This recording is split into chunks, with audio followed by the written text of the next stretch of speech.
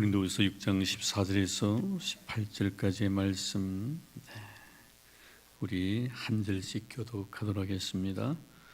너희는 믿지 않는 자와 멍에를 함께 매지 말라. 의와 불법이 어찌 함께하며 빛과 어둠이 어찌 사귀며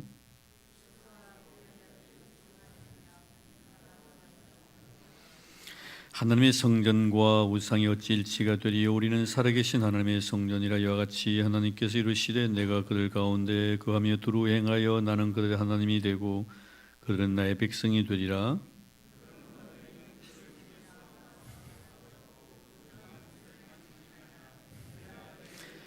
간치 봉답니다. 너희에게 아버지가 되고 너희는 내게 자녀가 되리라. 전능하신 주의 말씀이니라 하셨느니라. 아멘. 제가 어렸을 때 저희 부친은 TV 속에 장구 소리, 괭가리 소리 같은 게 나오면 굉장히 싫어하셨습니다. 그리고 우리 고유의 그 전통 자체를 굉장히 좋게 평하지 아니하시고, 그런 장면 나오면 이 채널을 꼭 바꾸시곤 하시는 그런 장면들이 눈에 선합니다. 또 노래를 불렀던 가수들도 그렇게 좋아하지 않았었어요. 그래서 우리 수아를 낳기 전에 저하고 집 사람하고 기도하면서, 그때는 아들이 딸인지 몰랐으니까 아들 주시든지 딸 주시든지 우리 수아라 짓자고 서로 약속을 했었습니다. 그래도 뭐 둘만의 약속이고, 아버님께 먼저 자문을 구하면서 아버지 딸 낳고 난 뒤에 이름 하나 지어달라고, 감히 수아가 어떻습니까? 라고 이제 말씀을 드릴 수가 없고, 그랬더니 하루 낮잠을 주무시고 이러시더니 하시는 말씀이 좋은 이름이 생각났다는 거예요. 아버지 뭡니까? 했더니 은미라고 하시면 참 좋겠다는 거예요. 은혜를 언제 아름다울 믿자. 우리는 이미 이름을 지어놨잖아요, 성경에서 수아라고. 그래서 머릿속에 탁 스쳐오는 거죠. 우리 아버지는 가수를 싫어한다. 그래서 아버지, 그 노래 부르는 가수 가운데 방은미라는 사람이 있는데, 방음 있잖아요, 그렇죠? 그래서 그래, 가수 중에 은미라는 사람이 있나? 그럼 그거 안 돼, 이러더라고. 그래, 그 좀 해가지고 저희들이 이제 그 동생들하고 좀 이렇게 작전을 다 하는, 혹시나 아버지가 뭐 하거든 하면은 내가 이야기할 테니까 좋습니다, 아버지 참 이름 좋네, 이렇게 해주기로 동의를 구해놨습니다. 그래서 나중에 아버지 혹시 수아가 어떻습니까? 그랬더니 수아, 여수아? 그건 너무 부담스러운데 이름이. 이래서 그래서 동생 옆에 있는 동생들이 아버지 참 좋습니다. 여수 엄청 좋습니다. 좋나? 그래. 그럼 수아라 하자. 그다음에는 한자까지 우리 다 적어 해놨거든. 빼어날 숫자에다가 아이 아자, 빼어난 아이를. 그래, 아버지 수아가 좋으면 빼어날 숫자에다가 아이 아자 어떻습니까? 아니야, 그거 아니, 교만이 안 돼. 그 매일 닦을 숫자하고 아이 아자를 매일 자신을 닦는, 우리가 빼어날까 뛰어난 아이라고 할 때 그것도 교만하기 때문에 안 된다고. 그래서 닦을 숫자를 가지고 수아라고 이렇게 지은 적이 있었습니다. 사실 그 우리 전통인데, 불교 문화, 유교 문화, 이 샤머니즘적인 그런 요소들이 우리 삶 속에 많이 이렇게 차지하고 있거든요. 우리 산도 마찬가지예요. 이 처형 문화재라는 것이 있습니다. 저 사실 좋지 않아요. 근데 오래된 문화단 말이에요. 그럼 이 문화를 갖다 우리 수용할 것인가, 아니면 거부할 것인가? 이건 어떻게 생각합니까? 우리가 정말 지금 보면 우리 불교 문화가 이 시도 400~500년 동안 이렇게 지배를, 유교 문화죠. 유교 문화가 또 고려 불교 문화, 조선시대 유교 문화가 계속 자리하고 왔었기 때문에 사실 좋은 사찰들 같은 경우는 참 좋은 곳이 있단 말이에요. 그럼 우리가 돈을 주고 들어가야 됩니다. 이것 때문에 문제가 많은데, 그럼 그런 것에 대해서 우리는 어떻게 해야 될 것인가? 처형 문화재 받아들일 것인가? 이 거부할 것인가? 저는 사실 처형 문화재 별로, 제 개인적으로 보면은 별로 좋아하지 않습니다. 다 그 우상 숭배고 미신적인 요소가 너무나 많이 있기 때문에 그런 거예요. 자, 그런데 이런 문제가 단순히 우리나라뿐만이 아니고 지금 사도 바울이 말씀하고 있는 고린도라는 하나의 도시 자체 배경도 그랬었습니다. 이 고린도라는 이 배경 자체가 굉장히 우상 숭배가 많은 것입니다. 수십 개의 신전이 있습니다. 그 신전에서 행했던 모든 의식 자체들은 정말 추하고 더럽기 거지없는 것들입니다. 그런데 문제는 뭐냐면은 이 신전에서 그런 우상 숭배했던 이런 모든 의식들이 단순히 그 의식으로만 끝나는 것이 아니고 그런 모든 의식들이 인간의 내면의 세계에 흘러들어와서 우리의 의식 구조를 갖다 그렇게 만들어버린다는 거예요. 그래서 그 우상 문화 자체를 갖다 굉장히 좋게 받아들인다는 거예요. 채용 문화 같은 경우도 참 좋지 않은 그런 문화인데 그것을 우리가 수용하고 그 정신 세계가 우리 속에 흘러 들어온다는 거예요. 이게 이제 문제가 되는 것이죠. 그래서 오늘 본문 말씀에 보면은 만약에 우리가 뭐 로빈슨 크루소처럼 무인도에서 뭐 홀로 살 것 같으면 별 문제가 아니에요. 아니면 이상 수도래가 저 깊은 산골의 골짜기에서 수도원을 차려놓고 그저 내 혼자 거기서 먹고 자고 하나님과 깊은 영적 교제를 한답시고 나오면 별 문제가 아니에요. 근데 문제는 뭐예요? 우리 주님께 우리에게 하신 말씀이 너희는 세상 속에서의 소금이고 세상 속에서의 빛이라는 거예요. 어쩔 수 없이 우리는 세상 사는 사람들과 함께 살아가야 될 그런 사회적인 존재라는 겁니다. 그래서 우리 인간을 그렇게 정의하잖아요.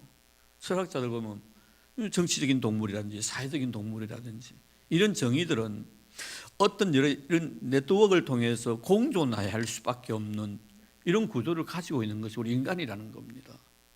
세상 사는 사람들과 교류를 하지 않으면 별 문제이겠지만 항상 만나고 같이 생활한다는 거예요. 그렇기 때문에 우리가 이것이 문제가 되는 거예요. 우리 눈으로 보지 않습니까? 수용자 하는 것을 말입니다. 이 문화를 보게 되는 거거든요. 그럼 그 문화들을 갖다가 우리에게 수용할 것인가 거부할 것인가, 이런 문제들이 오늘 말씀 속에 나타나 있습니다. 자, 결국엔 여기서 보면 오늘 본문 말씀에 이 멍해란 문제가 나오는데 14절 말씀 보겠습니다. 너희는 믿지 않는 자와 멍해를 함께 매지 말라.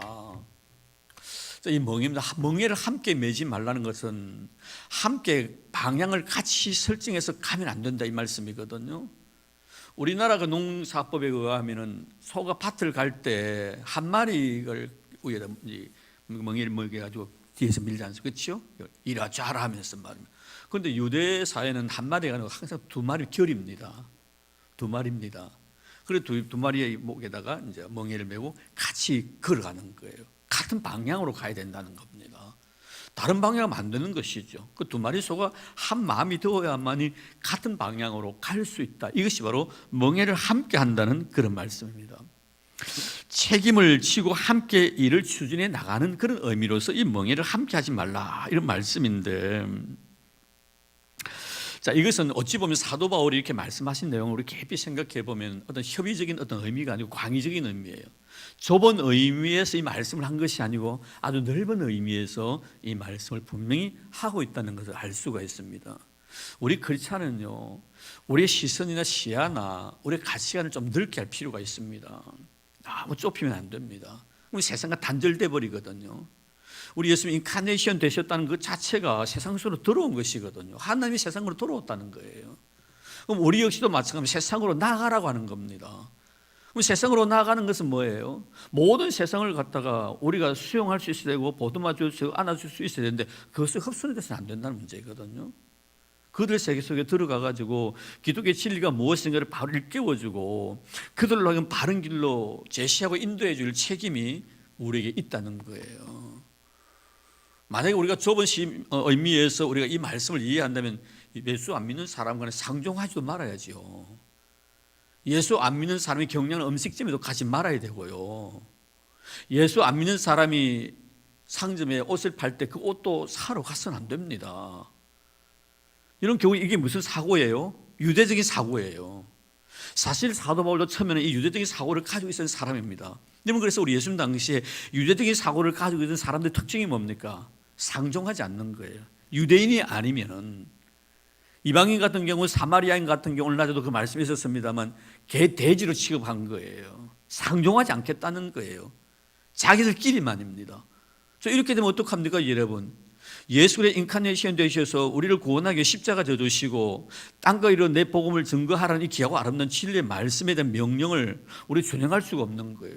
땅끝까지 나아야 되는데, 믿지 않는 자들과 같이 이야기도 하고 대화도 나누어야 되는데, 그리고 우리 예수님의 삶이 뭡니까 여러분? 바로 당시에 유대인들이 그토록 정오했고 멸시했고 상종치 아니하려고 했던 자들과 함께 상종하고 그들과 함께 먹고 마시며 즐긴다는 거예요. 그럼 바울은 이 복음을 받았을 때, 복음 자체도 사실 베드로도 그러합니다만 사도 베드로 그렇잖아요. 성령을 받고 난 뒤에도 이 성령 자체가 유대인들에게 주어진 어떤 고유의 영역처럼 생각합니다. 하나님의 영이 유대인에게만 임하지 이방인에게는 전혀 하나님의 영이 임하지 않을 것 생각했고, 자기 자신들이 선민이기 때문에 구원을 받아야 될 자는 자기 자신을 유대인밖에 없다고 생각했습니다. 여기 여러분 사도행전 여러분 10장이 중요한, 기독교 역사상에 굉장히 중요한 한 획을 끊는 이유가 바로 이거거든요. 사도행전 10장에 무슨 사건이 나옵니까? 고넬로의 가정에 성령이 임하는 사건이 나옵니다.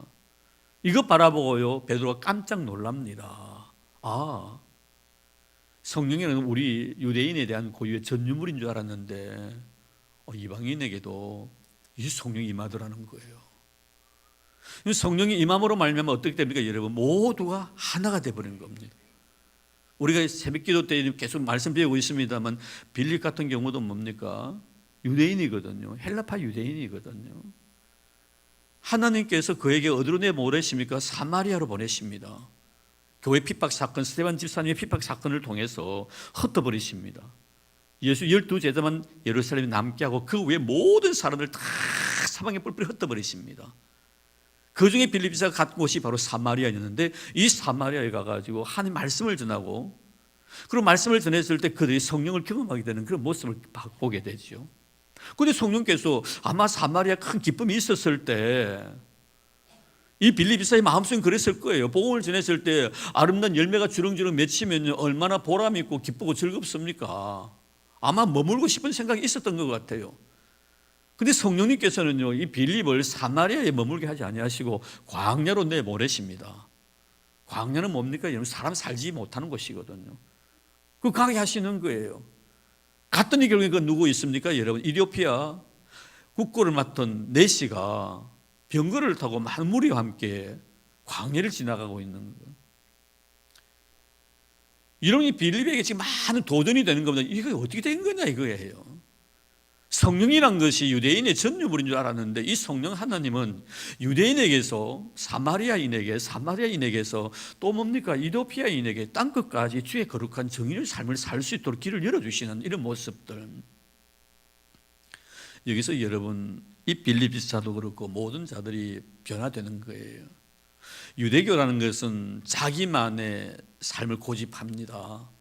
그리고 다른 사람과 상종하지 않지요. 그런데 우리 예수님이 이 세상에 오셔가지고 유대인으로 오셨지만 모든 사람을 다 수용하고 포용하는 이런 모습들을 보여주시면서 결국 여기서 멍에를 같이 함께 하지 말라는 의미의 이 멍에라는 사도 바울이 가지고 있는 의식은 믿지 않는 사람들과는 전혀 상종하지 말라 이런 의미가 아니라 그들 세계 속에서 살아가되 그들이 추구하는 바를 우리도 같이 추구해서는 안 된다는 이런 의미입니다.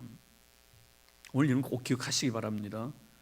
우리 믿지 않는 사람들과 같이 교제도 나눠야 되고 같이 음식도 먹을 수 있어야 합니다. 그러나 그들이 추구하는 바를 절대로 추구하면 안 된다는, 바로 이것이 바로 영의 멍에를 함께 매지 않는다는 그런 의미지요. 그래서 제일 힘든 게 뭡니까 여러분? 우리가 신앙생활 하면서 제일 힘든 것이 뭐냐면 믿지 않는 사람들과 소통이 안 되는 걸 말하는 거예요. 소통이 안 됩니다. 이야기는 잘 되는데 근본적으로 가치관이 달라요. 그런 보이는 현실의 모든 것들을 다 바라보고 거기에 소망을 가지고 있기 때문에 우리는 어떻습니까? 보이는 것은 잠깐인 거예요. 보이지 않는 게 영원한 것이기 때문에 보이지 않는 영원함을 위해서 살아가는 우리 현실들.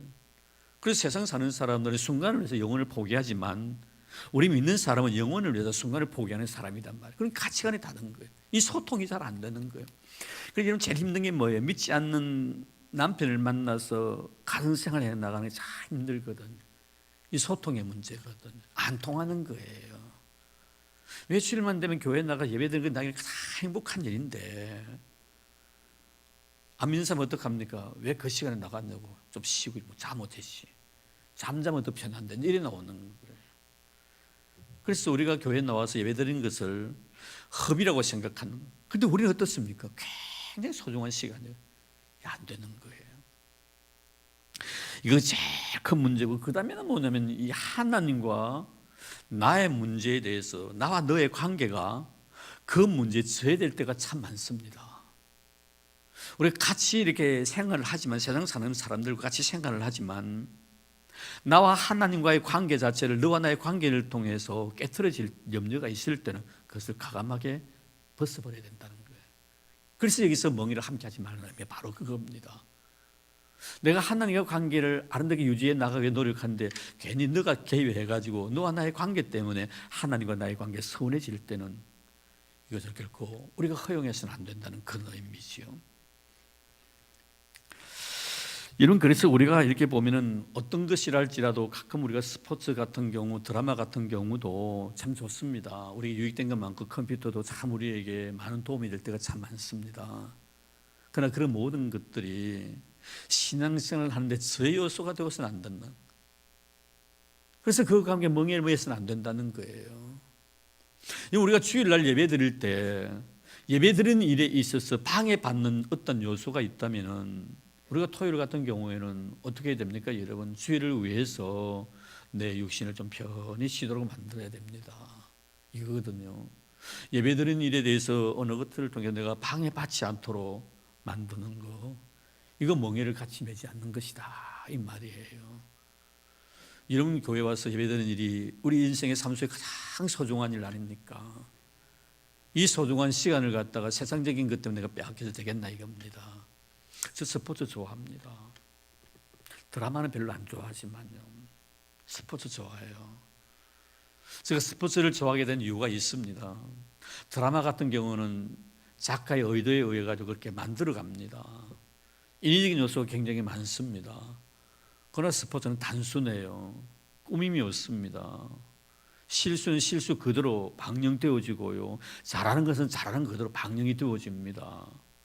그래서 스포츠는 상당히 단순하면서 꾸밈이 없기 때문에 저는 그것을 참 좋아합니다. 그래서 드라마는 가만히 보면 사람 울기도 하고요, 또 기다려지고 하는데 나 왜 그런지 모르겠어요. 그거 만들어 가는데 그래서 저는 그 드라마 같은 잘 안 좋아합니다. 근데 문제는 뭐냐면 스포츠 좋아하고 드라마 좋아하고 좋아요. 근데 그 좋아함 자체가 내 신앙생활을 하는데 저해 요소가 되게끔 해서는 안 되겠다는 거예요.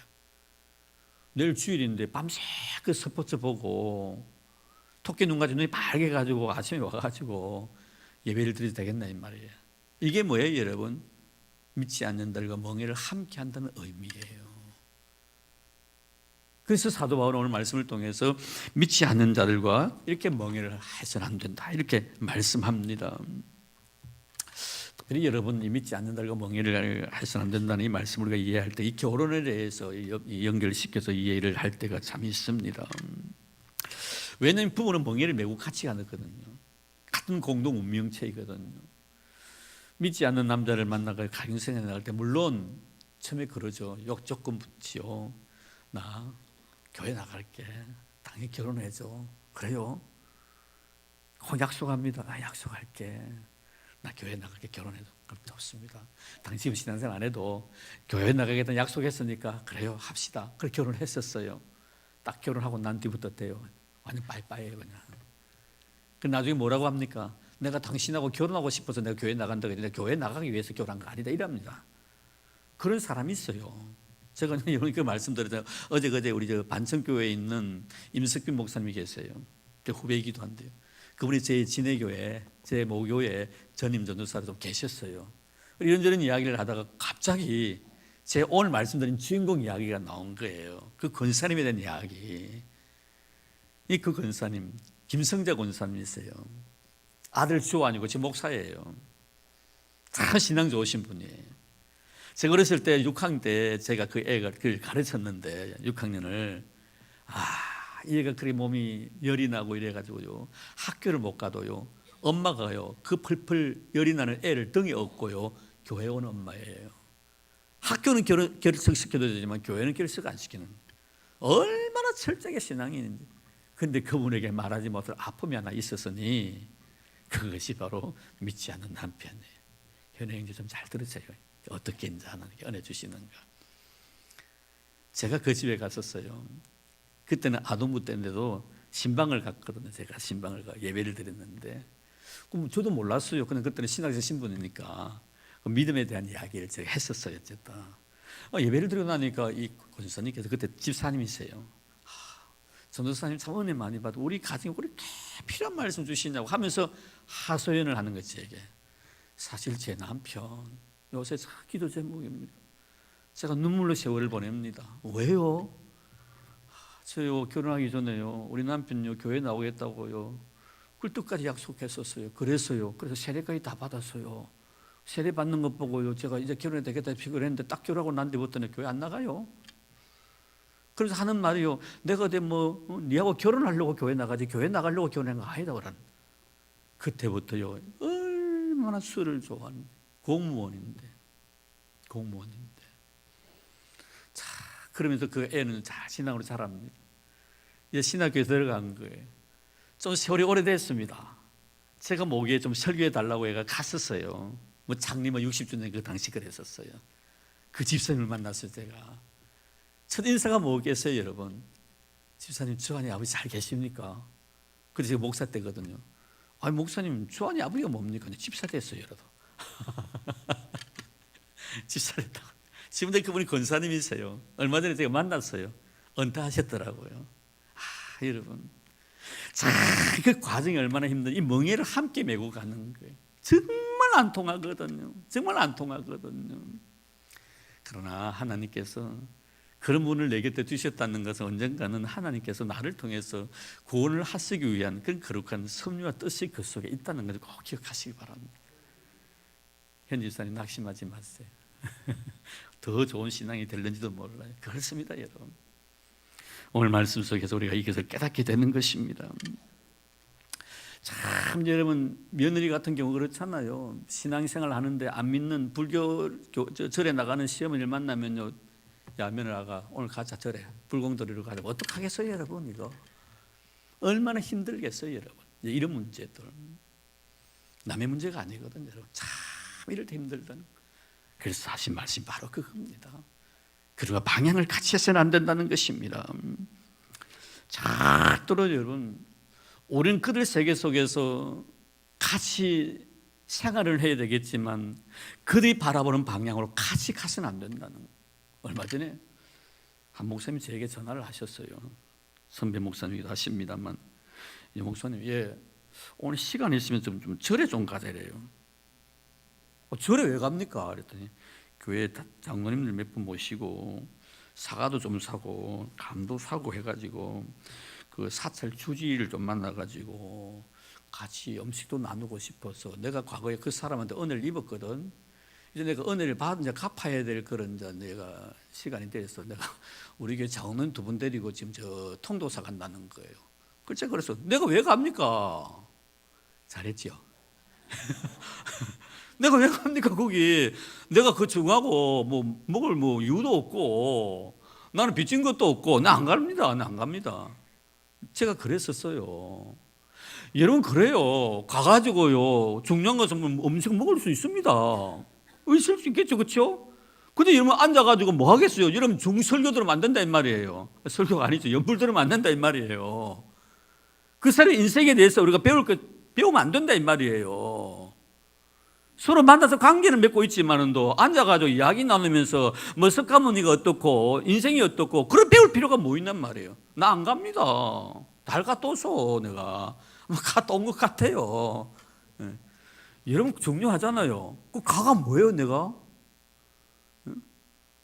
그러니까 내가 얻어먹은 것도 없고 물론 얻어먹은 것도 또 줄 수도 있지만 왜 그거 가가지고 그 중하고 앉아가지고 밥을 먹어야 됩니까? 우리 교인들하고도 밥 먹을 시간도 없는데 왜 그거 가? 근데 안 갔어요. 잘 안 했어요? 가지 마요 여러분들. 괜히요. 여러분 우리가 여기 보면 오늘 보면 우리 예수님과 벨리알에 대한 이야기가 나옵니다. 자 거기 보면 15절 보세요. 그리스도와 벨리알이 어찌 조화되며 믿는 자 믿지 않는 어찌 상관하며. 벨리알이 뭡니까 여러분? 절대자가 아니면서 절대시하는 존재를 말하는 거예요. 절대자는 누굽니까 여러분? 우리 예수 그리스도십니다. 하나님밖에 없습니다 여러분. 근데 왜 인간을 갖다 절대화시킵니까? 하나님의 거룩성을 갖다가 손상시키려고 하냐 이 말이에요. 그 대표적인 자가 누굽니까 여러분? 이단자들이에요. 스스로 자기 자신을 갖다 절대시합니다 여러분. 이단자들요. 이건 개토릭에서 문제가 뭡니까? 교황 무엇을이에요? 무엇입니까 여러분? 교황도 사람인데 뭐가 잘못이 없단 말입니까 여러분? 여러분 얼마나 어리석습니까? 교황을 갖다 우상시합니다 여러분. 우상시한다는 거예요. 마리아 우상시합니다 여러분. 마리아 성천서를 만들어냅니다. 마리아는요 예수님을 이 세상에 보내시기 위해서 하나님 도구로 쓰신 우리와 똑같은 존재예요. 왜 그의 이름으로 기도해야 됩니까 여러분? 마리아시여 마리아시여 우리의 기도를 들어주소서. 마리아시여 마리아시여. 제가 그런 이야기 노래 많이 들어봤어요 여러분. 우리 예수님 외에 중부자가 누가 있습니까 여러분? 왜 사람을 갖다가 신성시 하나만 조화될 수가 없는 거예요 여러분. 사도 요한이 우리에게 뭐라고 말씀하셨습니까? 이단자들을 보면요 인사도 하지 말고요 자기 집에 들리지도 말했어요. 왜 그런 줄 아세요 여러분? 인사해 보세요. 집에 한번 들러보십시오. 뭐 이야기하겠어요 여러분? 뭐 이야기하겠단 말이에요? 예수님 이야기하겠어요 그들이요? 이만희 이야기하지요. 쓸데없는 이야기한단 말이에요. 들어봐야 아무리 영적으로 유익되지 않는 이야기. 사람을 갖다 절대적인 존재로 그 가치를 갖다가 붕 띄워가지고 이런 것들 절대 우리가 함께하면 안 됩니다. 이단자들 인사하면 안 됩니다. 목사님 어떻게 내가 과거에 친한데 이런 성경이에요. 성경이라니까요.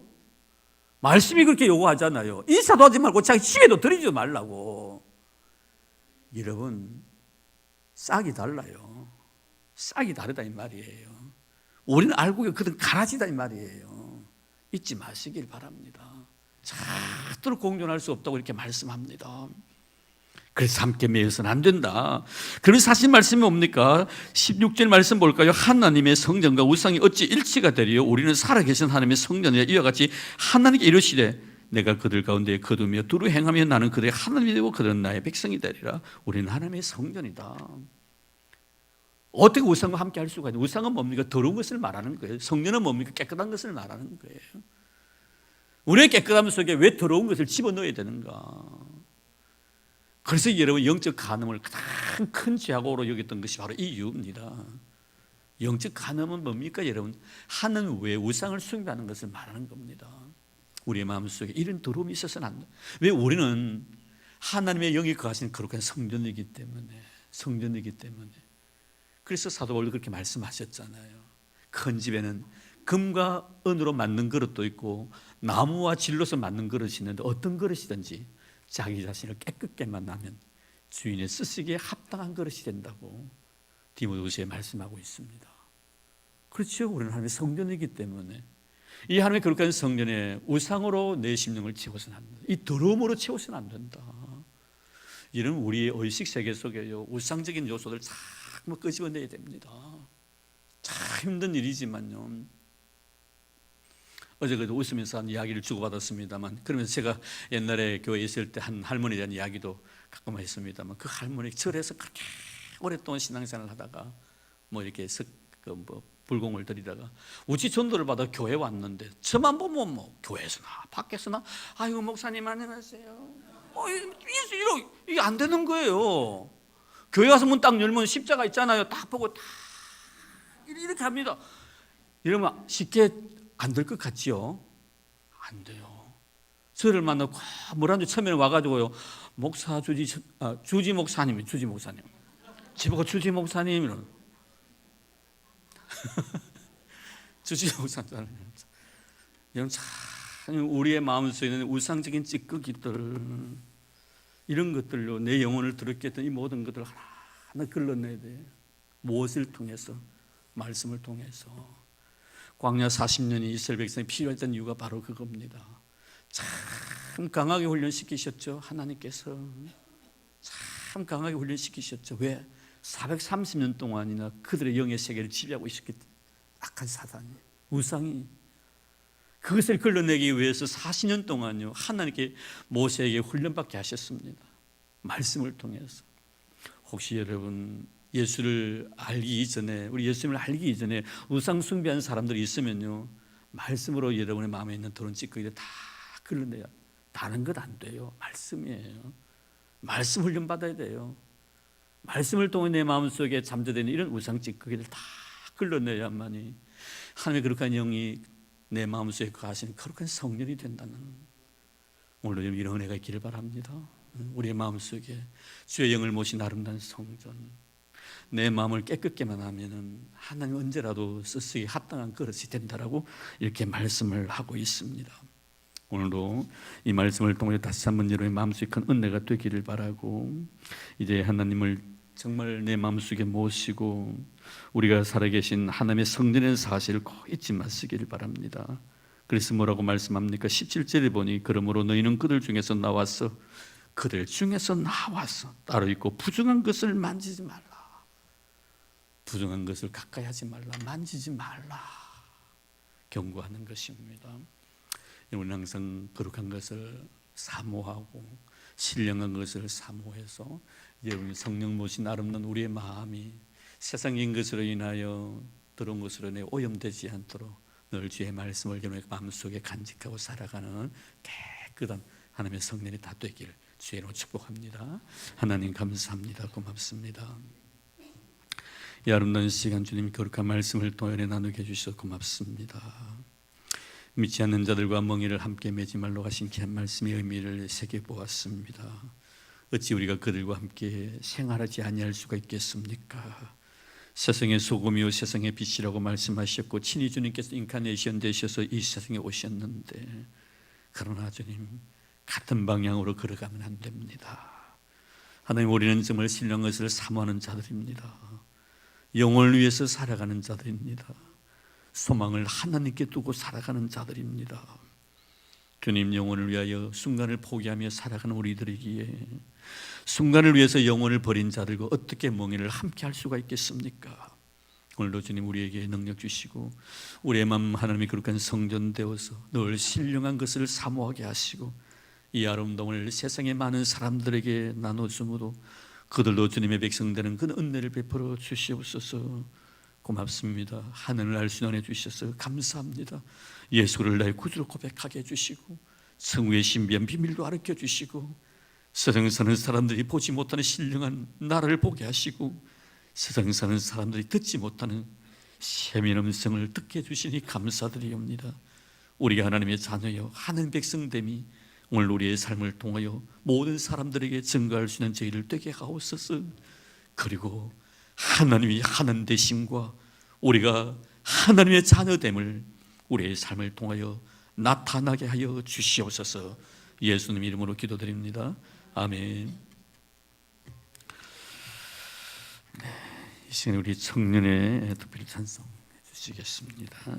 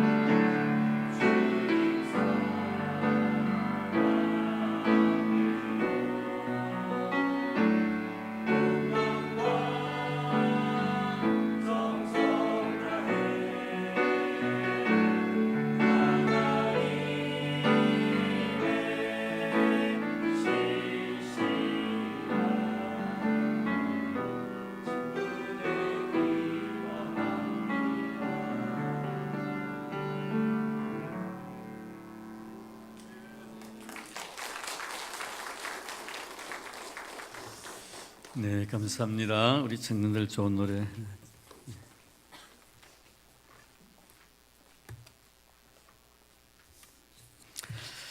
네, 교회 소식 알려드리겠습니다. 마치고 난 우리 당에 우리 정책당의 모임을 갖겠고요. 세리다 교육에 다 마치고 이제 문답이 있습니다. 이번 주 토요일 오후 5시까지 교회 와 주시면 고맙겠습니다. 네, 고3 수험생을 위해 기도해 주시기를 바라는데 그날 당일날 수험표 시간대로 기도를 할 겁니다. 그래서 오전에서 오후까지 혹시나 원하시는 부모들 계시면 만약 예를 들어서 요새 국어 수학 일합니까? 무슨 문제는 모르겠지만 예를 들어 국어 시험 치면은 그 시간에 국어 시험 문제에 대해서 기도하는 그런 시간을 가질 겁니다. 애들과 같이 40분이면 40분 같이 기도하고 그런 프로그램을 나누려고 합니다. 원하시는 부모님들을 나오셔서 기도해 주시고 우리 성도님들도 같이 기도할 수 있으면 좋겠습니다. 네, 그리고 다음 주에는 우리 수수감사절로 지킨다는 거 기억해 주시고 하나님은 내 늘 감사하는 여러분들 되기를 바랍니다. 해피데이 날에 광고를 드렸습니다만 우리 예비신자 만나 초청장 전달하기가 이번 주에 있습니다. 전달하고 난 이제 그 결과를 꼭 구역장님들께 보고해 주시면 고맙겠습니다. 그리고 이번 주부터 월부터 토요일까지 전교인 한 끼 금식기도 진행합니다. 작정하신 날짜와 시간에 빠짐없이 기도하시고 기도 확인표에 꼭 사인 부탁드립니다. 만약에 사인을 못 하셨으면 우리 전도사님 연락을 하셔서라 전도사님 미안합니다. 제가 사인을 못하게 왔네요. 좀 체크해 주시오. 저에게도 해 주셔도 되겠고요. 그렇게 해주시면 고맙겠습니다. 그리고 다음 주에 우리 전교인 특별 마지막 한 주간 새벽 기도를 합니다. 많이 기도해 주시기를 바라고 우리 항존직들은 한 번도 빠짐없이 기도할 수 있도록 힘을 모아 주시면 고맙겠습니다. 우리가 먼저 모범이 돼야 되니까 그렇죠? 더 열심히 기도합니다. 하나님께서 기도할 때 은혜 주실 줄로 믿습니다. 네. 자, 이제 우리 교태 문을 서로 인사 나눌까요? 네. 오늘도 수고 많으셨습니다. 집사님, 권사님 사랑합니다. 네, 사랑합니다. 축복합니다. 네, 축복합니다. 네, 사랑 많이 나누고 축복 많이 나누는 여러분들 되기를 바랍니다. 항상 우리 하나님 앞에 저는 그렇게 생각이 들어요. 저는 이 어린 애들이 그렇게 참 좋을 수가 없는데 오늘도 애들 보니까 그저 마음에 기쁨 있고 즐거움 있고 하나님께 우리를 바라보실 때 마치 어린아이를 바라보는 듯이 우리를 바라보지 아니할까. 그럼 너무 어른인지 안 하면 좋겠어요. 우리. 그렇죠? 어른인지 안 그래도 오늘 너무 우리 생명나무반 공부하면서 제가 그런 잠깐 말씀드렸는데 우리 교회 나무분이 아침에 와가지고 막 저한테 아양을 때 목사님 어떡해요? 뭐 이러더라고. 그래서 너무 웃어가지고 내 앞에 와가지고 막 재롱을 떠는데요. 어떻게 웃어오지 보내고 난데 혼자서 얼마나 웃을지 모릅니다. 그런데 그 모습이 싫지는 않더라고요. 자기가 실수한 것을 갖다가 보상받기 위함인 것 같아요. 실수했는데 그 실수를 갖다가 참 이 보상받고 싶어서 와서 막 아양을 떠는데요. 나도 우리 하나님 앞에 좀 그렇게 살아봤으면 하나님 죄송해요, 미안해요, 잘못했어요, 어떡해요, 용서해 주세요 이렇게 더 어른스럽게 하는 거 아마 우리 하나님께서 우리를 바라보실 때 아마 그런 눈으로 바라보지 않겠나 하는 생각을 가져봅니다. 어린아이 같은 거는 순수한 마음 갖기를 바랍니다. 어린아이는 잘 울고 잘 삐치고요, 잘 기뻐하고 어렵니다. 근데 삐치는 것은 좀 안 본받았으면 좋겠어요. 우리 교회는 그래서 한 사람은 저 부산에 가면 부산에 가면 자, 감사합니다. 오늘도 여러분 너무너무 수고 많으셨습니다. 주의 이름으로 축복합니다. 이제 우리 마지막 찬송가 314장 부르겠습니다.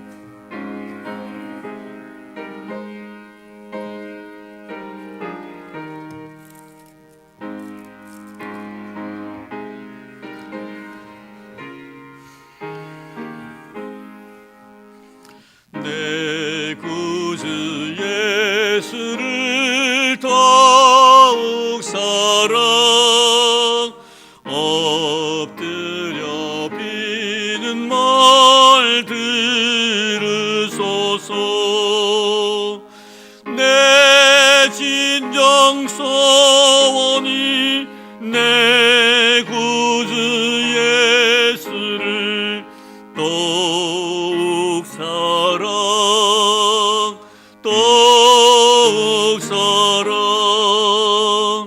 이전엔 세상 낳기 기뻐서도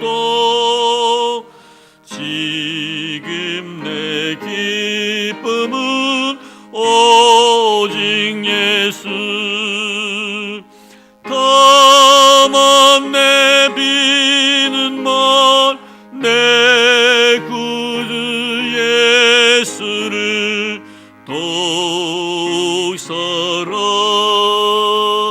더욱 사랑. 이 세상 떠날 때 찬양하고 숨질 때 하는 말 이것일세. 다만 내비는 말 내 구주 예수를 더욱 사랑 더욱 사랑.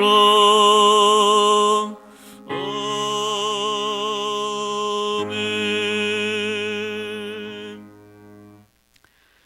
이제는 우리 주 예수 그리스도의 은혜와 하나님 아버지의 지극하신 사랑하심과 성령님의 교통하심과 위로하심과 축복하심과 감동 감화 은혜의 역사가 오늘도 주님 앞에 나와 아름다운 마음으로 자신을 드리고 주와 교회를 믿음으로 섬기며 이 귀하고 복된 자리에 앉아 하나님의 거룩한 영광 바라보며 주신 은혜 너무 감격스러워 이 세상 속에서 빛의 자녀다움의 삶을 살아가기로 다짐하는 사랑하는 우리 모든 성도들 머리 위와 우리 교회 위에 이제로부터 영원토록 함께 하시기를 간절히 축원하옵나이다.